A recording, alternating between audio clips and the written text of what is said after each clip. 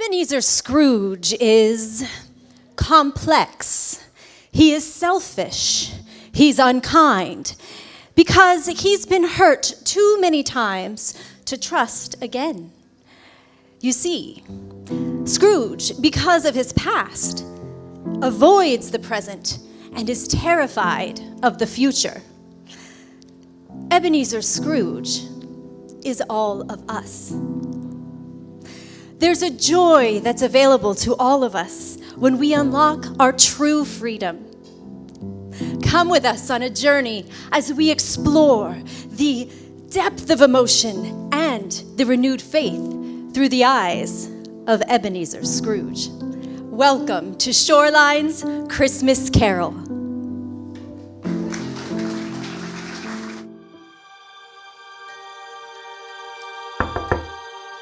I can still hear my father's voice. Money is the most important thing in life. And if you want real money, you are going to have to really work for it.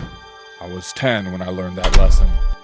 I learned quickly how difficult life is without money.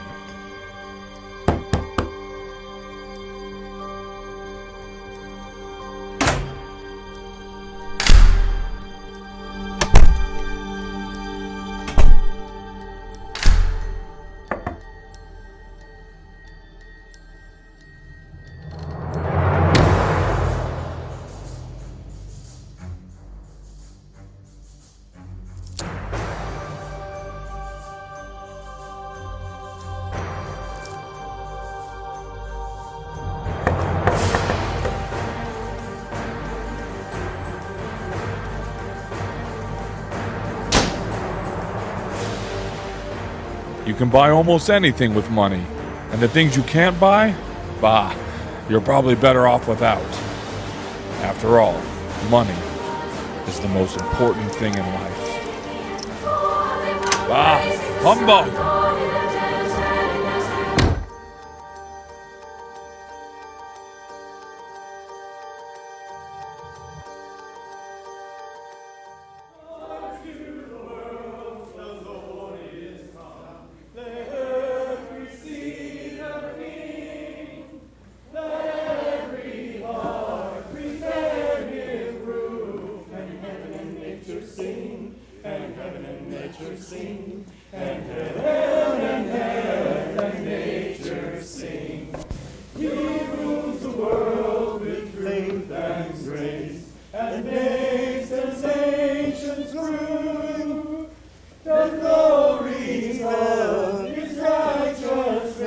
Get out!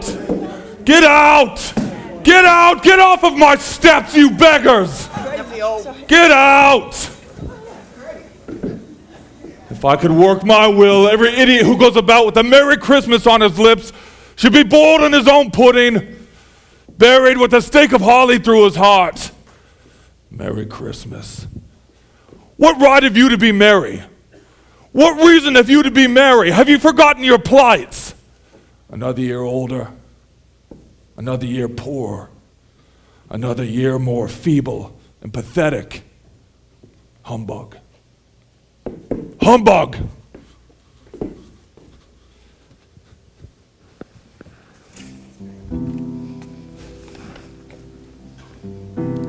You'll have to excuse my neighbor. The good neighbor lives in that side. He wasn't always like that, you know. I've known him since he was a young kid. And you might say because of that, I know his heart. You know, a lot of people, because his heart wasn't always like that, and a lot of people ask me, why do you put up with him? Because they don't put up with him unless they have to. And I tell them that deep down inside him, he's a generous person. I remember, it's down there. But somewhere along the way, it got covered up by something. You know, because Scrooge was a kid one time, just like you and me. And he loved Christmas. But along the way, something happened. It changed. Remember when you were a kid? How this time just seemed to go by so slow?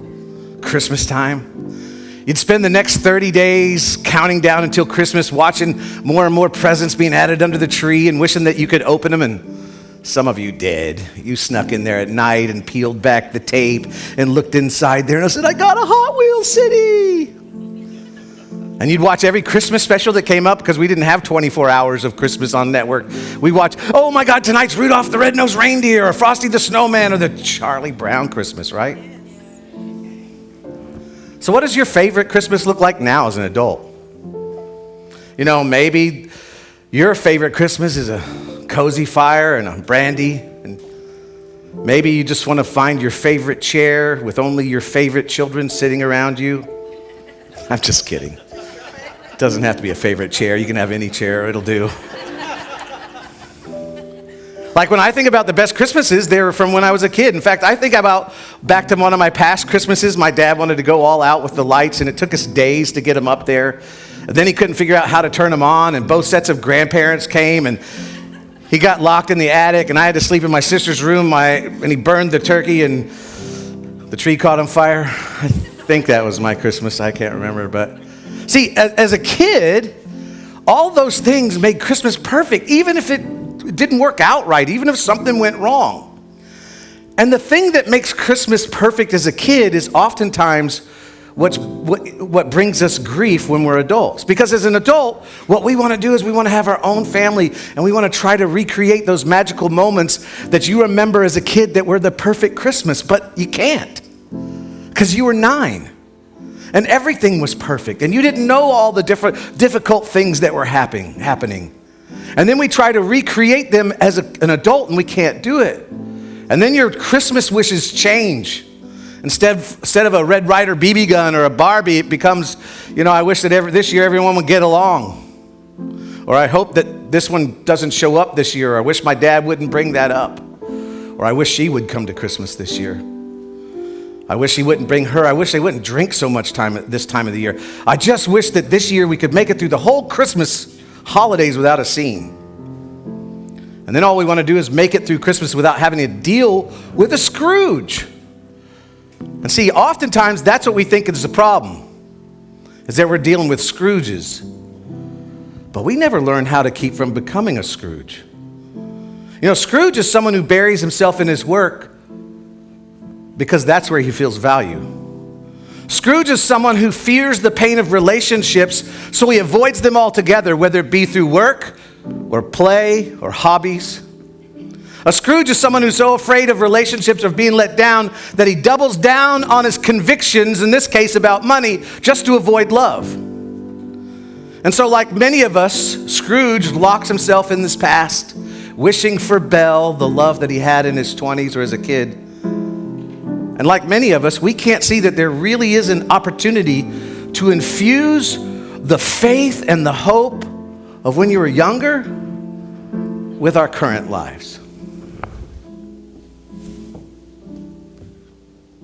What foolishness to trust beyond profit, to hope beyond the soil underfoot. Belle, feels you and me against the world. Why love? Why try to love? Kind words are hoarded, held ransom for favors. To laugh and carry on, what does that earn? Are my pockets heavy by a smile? They ask why I cry humbug. All I see are wretched children, flippant to responsibility, more keen to invest in a party than the stability of fortune. Do I hear their insults? No. No, I pay no more attention to them than a roomful of school children, but I would assume miser is among the words ascribed. Miser? Perhaps. Stern? Perhaps. But a rock in the stream of silliness. A martyr for logic. Belle, I'm convinced now more than ever, I must not allow Christmas to uproot my conviction of reasonableness.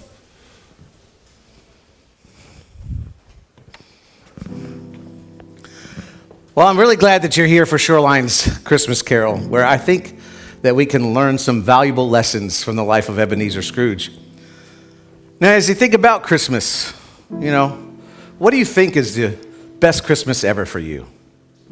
Everybody has an image of what Christmas should be like, and much of it is shaped, like I said earlier, by our childhood, the traditions that you had growing up, Or maybe you didn't have any traditions.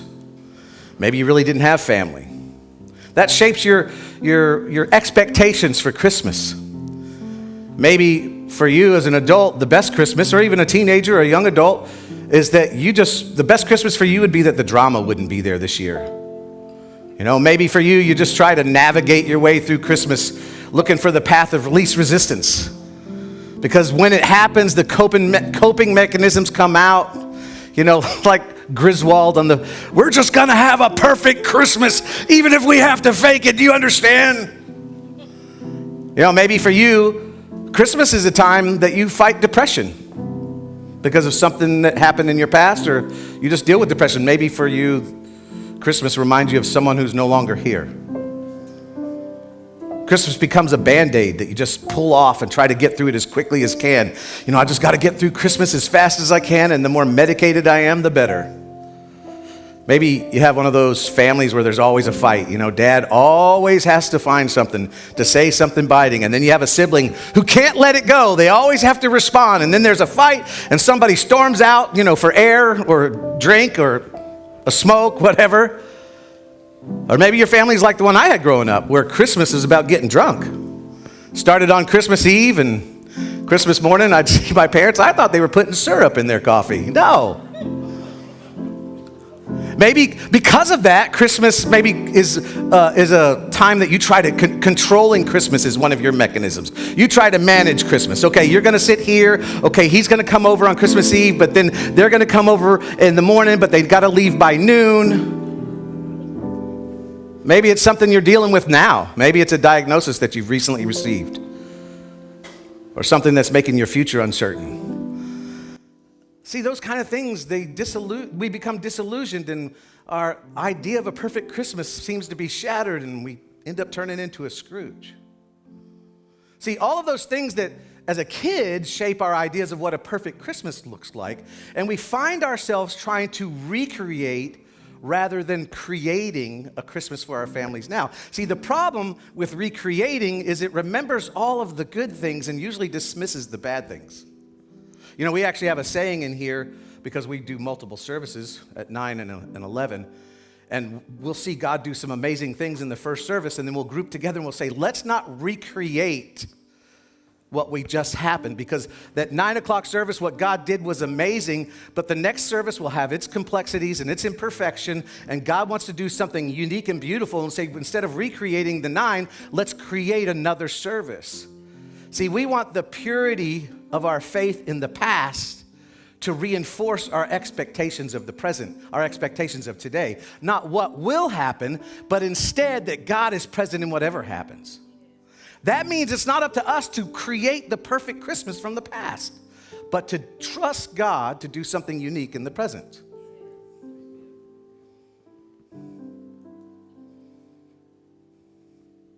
So, nobody wants to become a Scrooge. But Scrooge isn't just being a mean person. Scrooge is avoiding the complexities of humanity because it's just too painful. And so he buries himself into his work.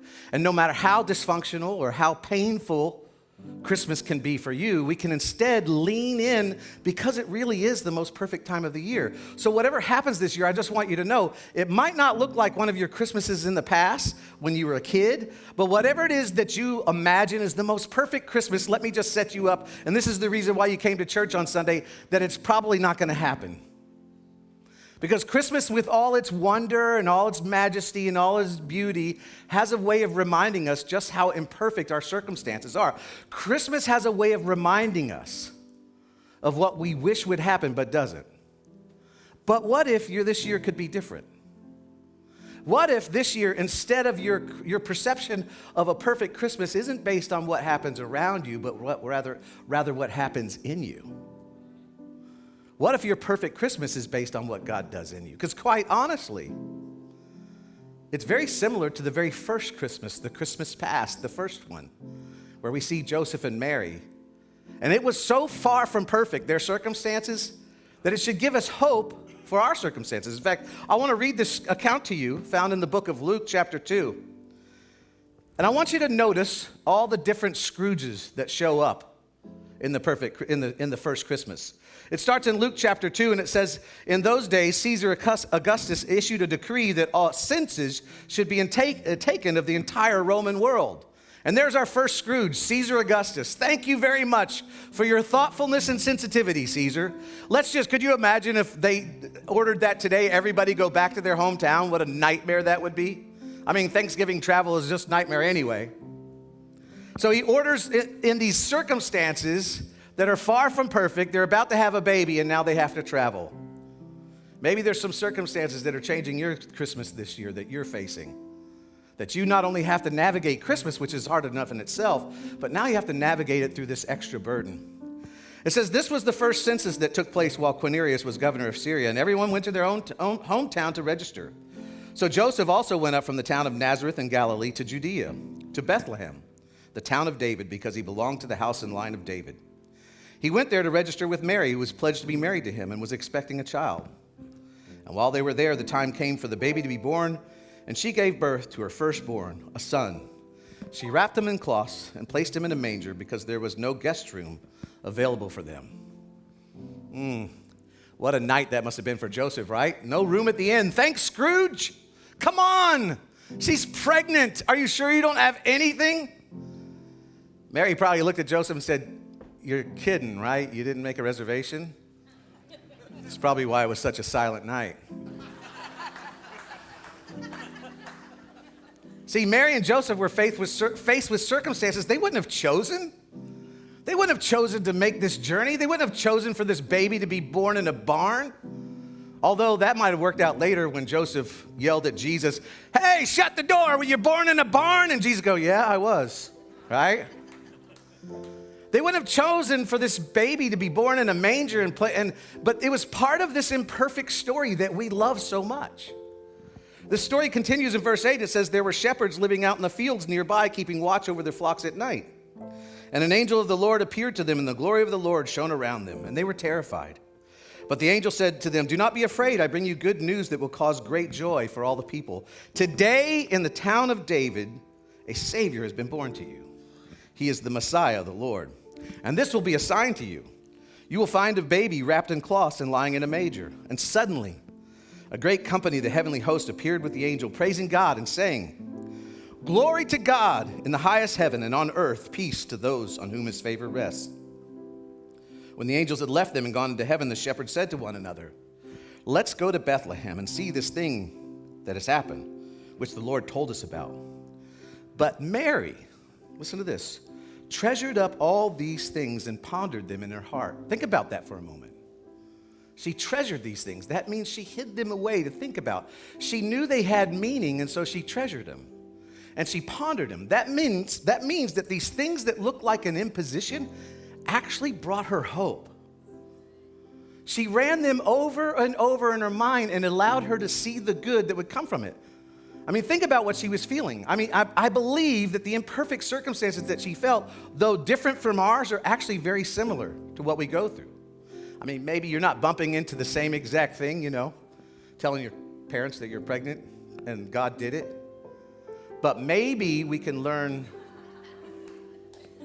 They got that later. The rest of you get it at lunch. Maybe we can learn something in the way she handled them, because she had a lot of dramatic events happening in this last 9 months leading up to this, starting with an unwanted pregnancy, or not unwanted, but surprise pregnancy. And with that comes the actual threat of physical harm. I mean, and she would have been divorced if an angel hadn't intervened. And then there was the journey to Bethlehem, which is a distance of about 90 miles on foot, or as legend has it, or that was on the back of a donkey. I don't know about you, but I wouldn't want to make a trip with my wife 9 months pregnant in a car, much less in a donkey. And then add in the humiliation of birthing the child in a stable and placing that newborn in a watering trough for an animal. No one would choose those circumstances. Yet through it all, through these imperfect circumstances, Mary looked at these circumstances as something that she could treasure, and she pondered them over and over and over. Circumstances that were less than perfect gave her hope.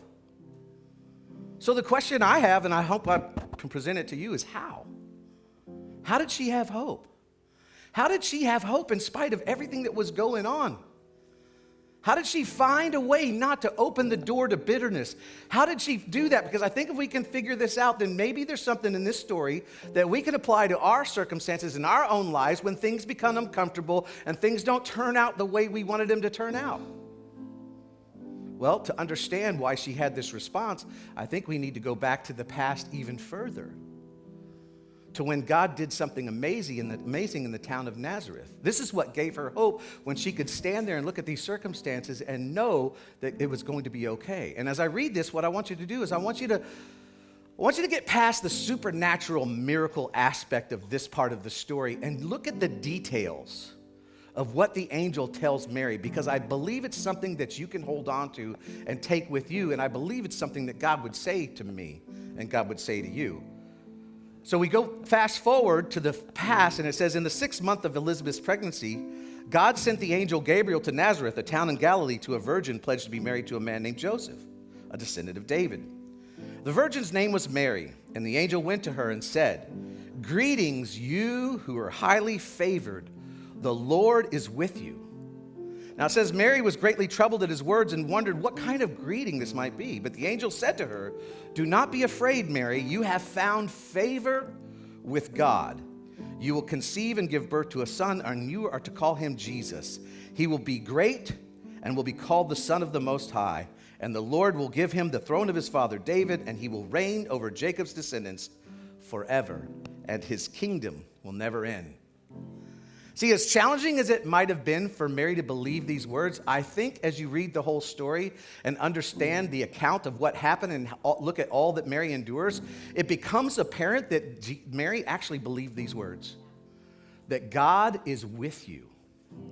And then that same angel showed up to her husband, her pledged husband, Joseph, and told him that this son that is to be born, his name is Emmanuel, and Emmanuel means God with us.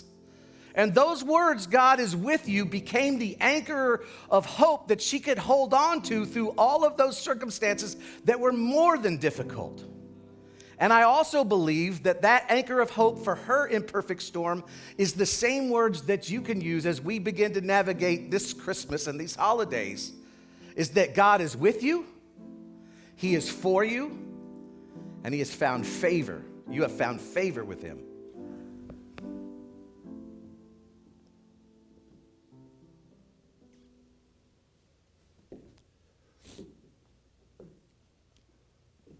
How vibrant was youth? How brilliant was expectation? A caution held a brief pause, not a barricade, and the romance of a held hand, a fair's wage for a week's labor. Why this walk through the old? Why the pain of times lost? What good of splitting open the scars spent years to callous? Ebenezer Scrooge. A decent man once, I'm sure. But no space of regret can make amends for life's wasted opportunities.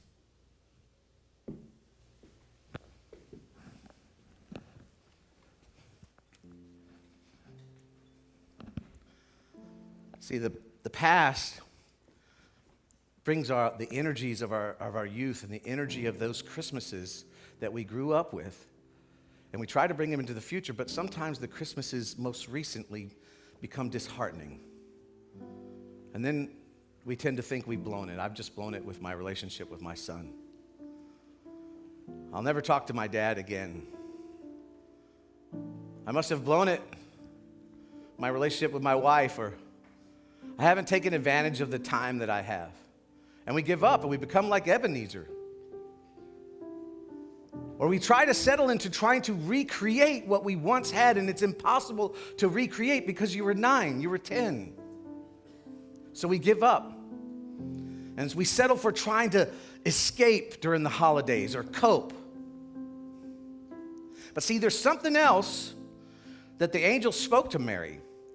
Because after the angel tells her that God is with you and He is for you and you have found favor, Mary sings a song that lets us know she truly believed the words of the angel. In fact, Luke calls it Mary's song.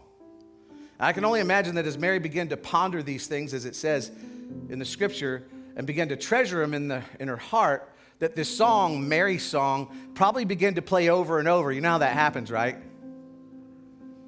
You get an insurance jingle stuck in your head, and you curse God for, not curse God, curse the network for that, you know?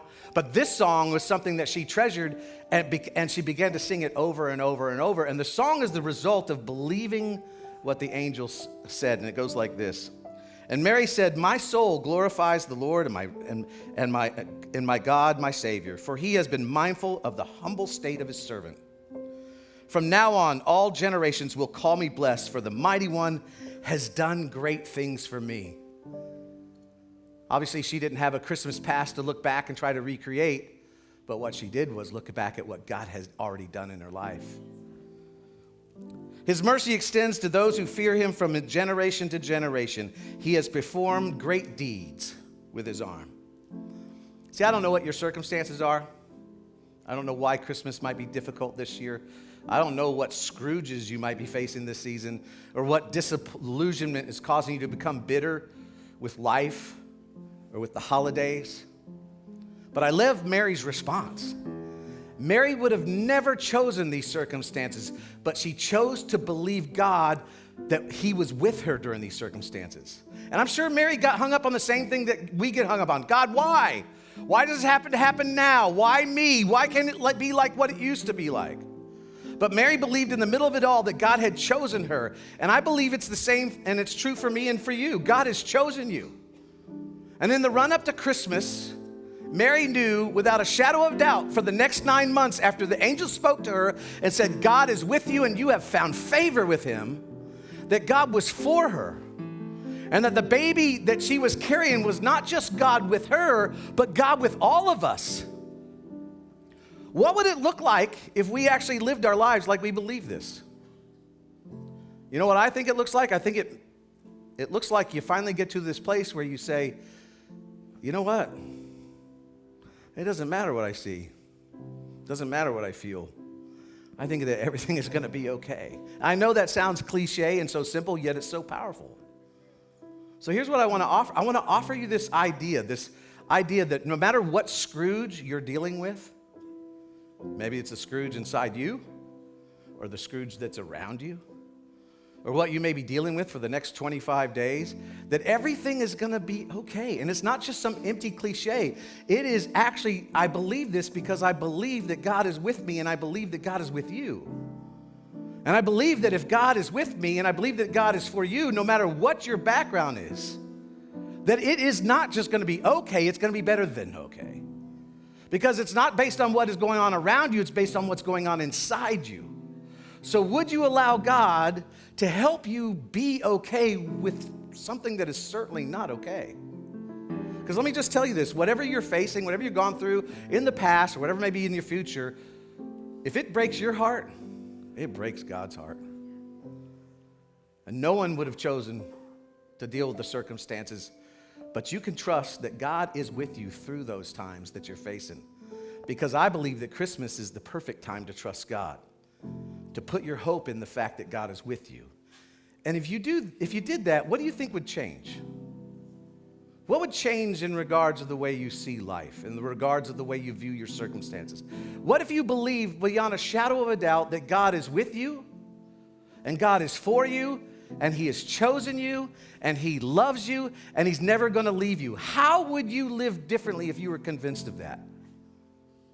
Because he's chosen you right in the middle of where you are. In fact, you may even say, Eric, my circumstances aren't difficult. He has chosen you right in the middle of that.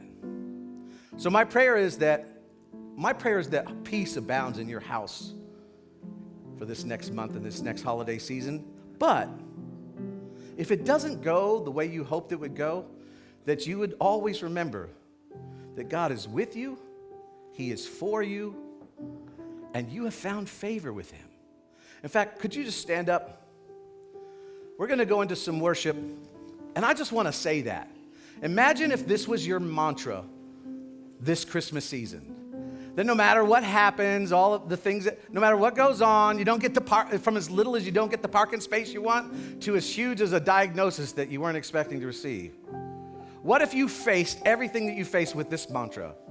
God is with me, He is for me, and I have found favor with Him. Can you say that with me? God is with me, God is for me, and I have found favor with God. Let's worship God this morning.